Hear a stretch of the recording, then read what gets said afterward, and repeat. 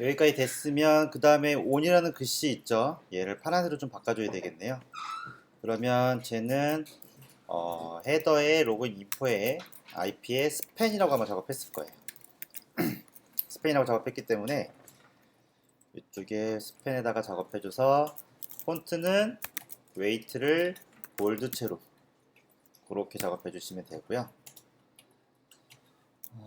볼드체로 작업해줬고 그 다음에 색깔을 좀 바꿔줬죠. 색깔을 바꿔줬어요. 그래서 걔한테는 색깔을 컬러를 0093BD라고 작업해 줄 거고요. 0093BD 됐죠? 그 다음에 텍스트한테는 데코레이션을 넣어줄 거예요.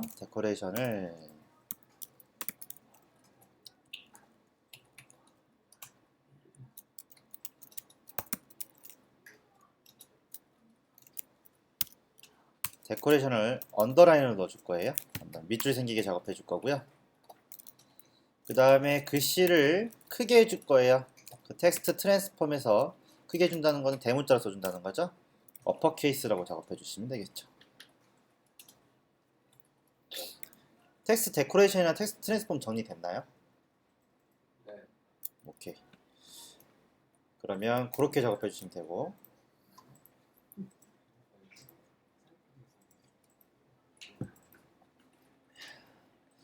그 상태에서 확인해 보시면 됐습니다. 그러면은 이제 끝났어요. 이쪽 헤더는 끝난 거예요. 끝났죠? 그 다음에 로그인 컨텐츠 부분으로 갈게요. 로그인 컨텐츠 부분. 로그인 컨텐츠 부분도요, 살짝 위드 값이랑 하이트 값을 가상으로 한번 넣어줘 볼까요? 넣어줘서 영역을 한번 확인해 보려고 넣어주는 거죠. 이렇게 해서 여기도 영역이 어떻게 나오는지 확인을 해봐야겠죠. 그래서 로그인 컨텐츠 부분도 이렇게 작업해 줬어요.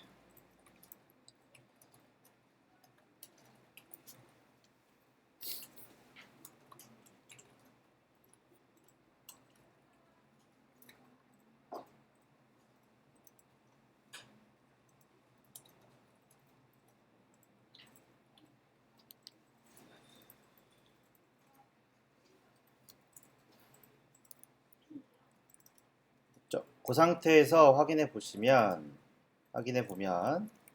저장을 한 다음에 확인을 해보면 생겼죠. 이게 지금 겹쳤죠. 왜 겹쳤을까요? 포지션을 썼으니까 겹쳤죠. 그러면 얘도요, 위치는 결국은 포지션으로 잡아주는 거예요. 원래는 이렇게 하는 게 아니죠. 원래 코딩은 이렇게 하는 게 아니지만 여기서는 어쩔 수 없이 이렇게 했어요. 그래서 얘한테 잡아준 다음에 레프트는 15 정도 주고요. 그 다음에 탑을 얘한테는 40 정도 줄게요. 이렇게.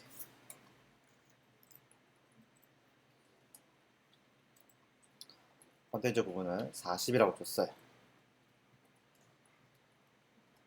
그 상태에서 다시 한번 확인해 보면 잡혔죠? 여기 잡혔어요. 좀 더 위로 올려볼까요? 38 정도?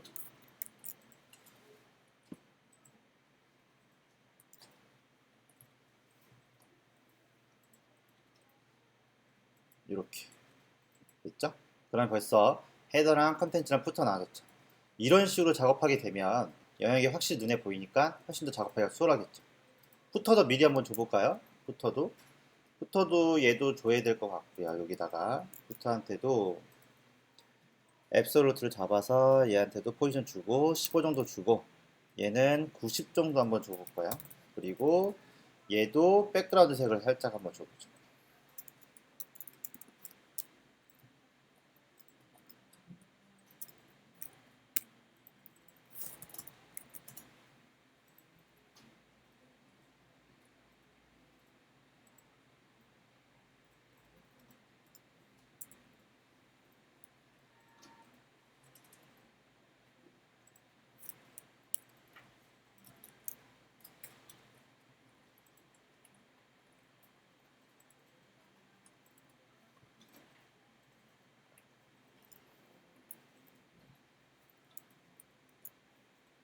됐죠? 이렇게 됐어요. 그 상태에서 확인해 보시면 얘도 왜 안 나올까요?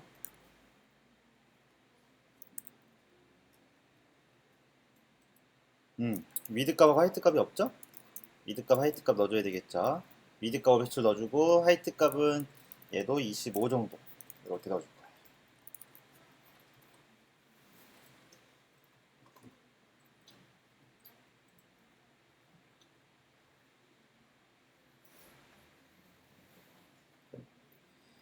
그렇게 해서 확인해 보시면 이렇게 나오는 거죠. 그래서 이런 식으로 지금 보시면 영역을 미리 잡아놓은 거예요. 이렇게 여기 좀 안 맞으니까 얘 더 올려야겠네요. 얘는 36, 얘는 86, 이 정도 해서 맞춰줄게요.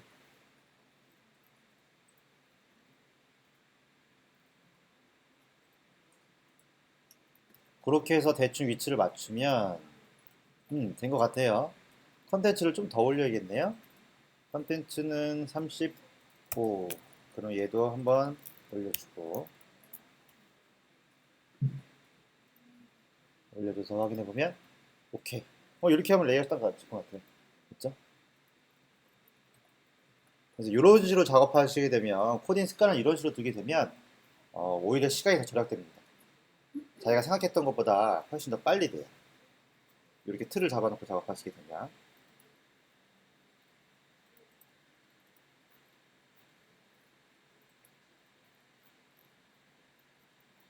됐죠?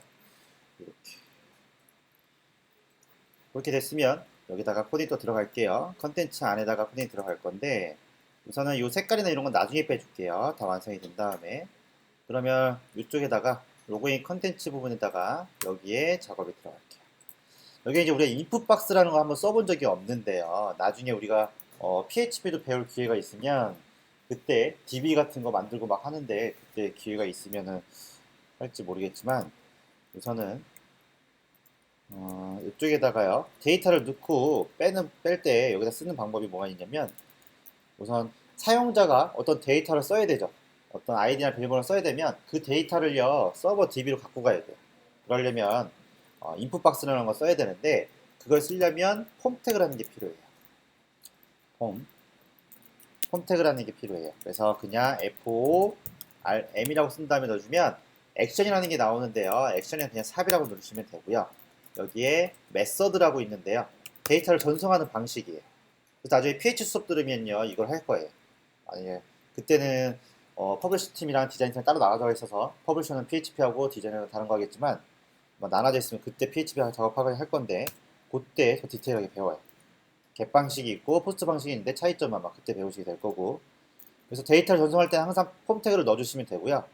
요 디테일한 건 다 개발자가 하는 거니까 여러분들은 틀만 잡으면 돼요.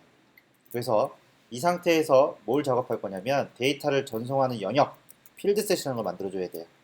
FIELD SET. 다 오늘 처음 배우는 거죠? 정리하시면 돼요. 필드 셋이라는 걸 넣어주시면 되겠죠. 여기다가. 필드 셋. 됐죠? 그리고 나서 얘도요. 폼 태그 역시 웹 표준을 준수하려면 제목을 표시해줘야 돼요. 우리가 제목을 다 IR 효과 줘서 표시한 것처럼요. 얘도 제목을 표시해줘야 되는데 얘는 따로 이게 정해져 있어요. 뭐냐면 레전드라고 해주시면 되고요. 여기다가 보안 1단계라고 제목 영역을 표시해주면 되는데 이거 역시 우리 눈에 필요가 없어요. 그래서 얘도 클래스를 IR이라고 작업하는 거예요.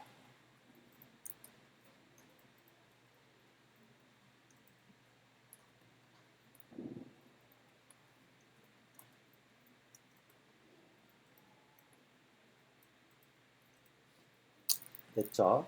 이 상태에서 여기다 이렇게 표시해 준 상태에서 UE를 만들고 li 곱하기 4라고 만들 거예요.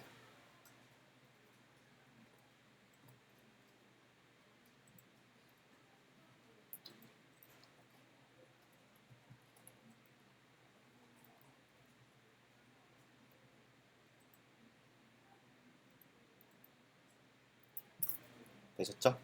그 다음에 여기다 뭐라 쓸 거냐면 id라고 쓸 거고요. 여기다 id라고 쓸 거고 여기는 인풋 박스라는 게 들어가는데 이것도 오늘 처음 배우죠? 이거 종류가 좀 많은데 이거 오늘 정리하셔야 되고 여기다가 인풋 박스라고 텍스트라고 해놓게 되면 텍스트 글을 쓸 수 있는 박스가 생겨요. 박스가 생기니까 그렇게 작업해 주시면 돼요. 네이밍은 그냥 인풋 박스의 네임을 의미하는 건데 나중에 아이디 적을 때 적을 거고요. 그 다음에 여기다가 비밀번호 그렇게 작업하신 다음에 여기다가 인풋 또 하나 적어주시면 되고요. 여기도 텍스트라고 써줄 거고요. 네임이 바로 안 생기네. 이렇게 한번 작업을 해볼 거예요.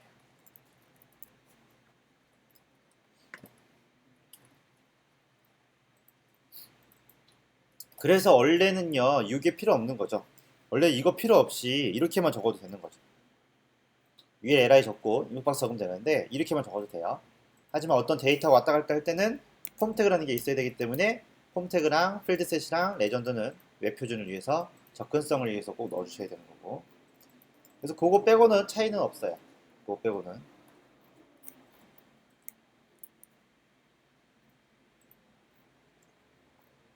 되셨죠? 그 다음에 거기까지 됐으면 그리고 확인해 보면 생겼죠? 아이디랑 그 다음에 인풋 박스가 생겼어요. 인풋 박스에 글씨 쓰는 게 생겼죠? 이렇게 글씨 쓰는 게 생겼습니다. 물론 지금 뭔가 다 깨진 것 같지만 다시 생기긴 생겼어요.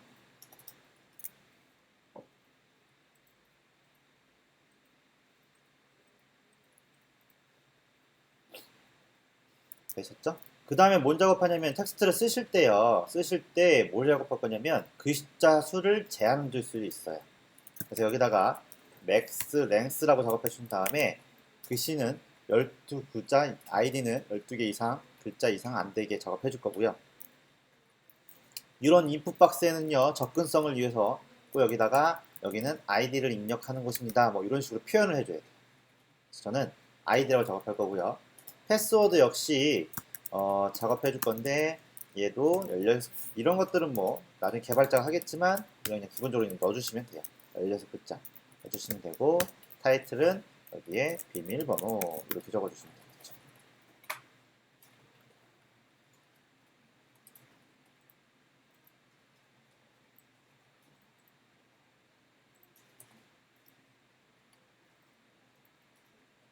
되겠죠. 그래서 jQuery나 자바스크립트에서 얘네 데이터를 갖고 올 때 주로 아이디를 쓰기 때문에 보통 아이디를 설정해줘요.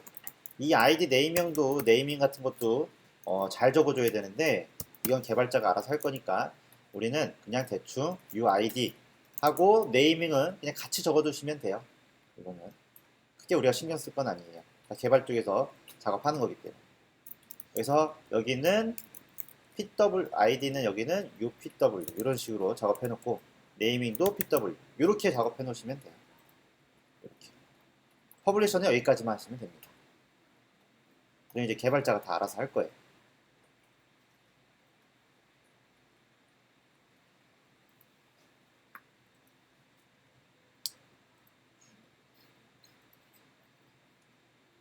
그 다음에 이 인풋 박스도요 디자인 작업이 가능해요. 디자인 작업이 가능하기 때문에 클래스라는 걸 줘서 얘한테 디자인을 할 수 있어요. 인풋 박스도 스타일이 여러 개 있죠. 그래서 여기다가 인풋 텍스트 이런 식으로 클래스 이름을 넣어줄 거예요.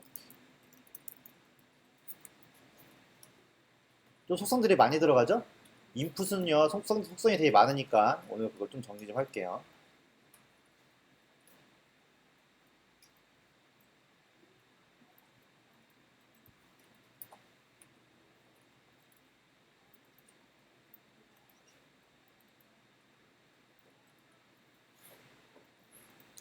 그 상태에서 저장하신 다음에 확인해 보면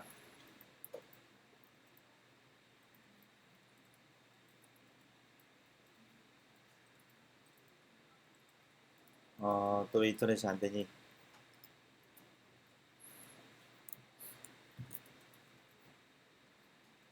됐죠? 그 상태에서 보시게 되면 뭐가 달라졌냐면 뭔가 지금 이렇게 보도값 같은 게 생겼어요. 그죠? 보도값 생겼어요. 그럼 어디서 생긴 거냐면 리셋에 가시면 이쪽에 테두리 초기화에 있죠? 여기다가 뭘 추가시키냐면 이거는 얘 때문에 생긴 거거든요. 이 필드셋. 그래서 필드셋을 추가시켜주면 돼요. 여기다가. 그러면은 테두리가 안 생길 거예요.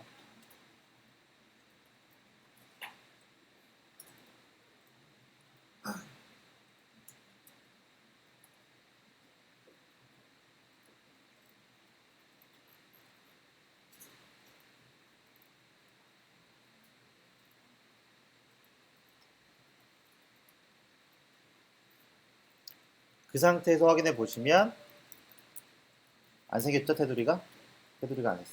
근데 여기서 또 하나 주의할 게 뭐냐면 우리 눈으로 봤을 때는 이 인풋 박스가 아이디 인풋 박스라는 걸 눈에서 볼 수가 있어요. 볼 수가 있지만 시각장애인들은 그런 걸 판단할 수 없기 때문에 아이디를 클릭하면 인풋 박스랑 연결되는 걸 표현해 줘야 돼요. 그럴 때 쓰는 게 뭐냐면 라벨이에요. 라벨도 정리하셔야 되고요. 그래서 아이디한테 라벨을 붙여줄 거예요. 이렇게 이름표 같은 거죠. 이렇게 라벨을 붙여주고요. 끝나는 부분 라벨을 붙인 다음에 이 라벨은 누구를 위한 건지 for라고 써주신 다음에 얘는 아이디를 위한 라벨이다 라고 이렇게 표현해 주는 거예요. 그래서 비밀번호 뒤에다가 이렇게 적어주시면 됩니다. 얘는 UPW. 이거는 웹 접근성을 위해서 작업해 주는 거예요.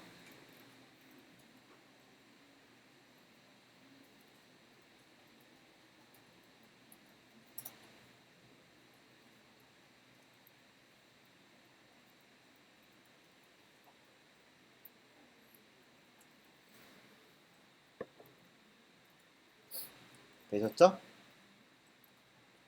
그 상태에서 확인해 보면 아이디를 글씨를 클릭하잖아요. 그럼 바로 인풋이 체크가 돼요. 아이디를 클릭하면 여기가 바로 표시가 돼요. 왜 안 되니?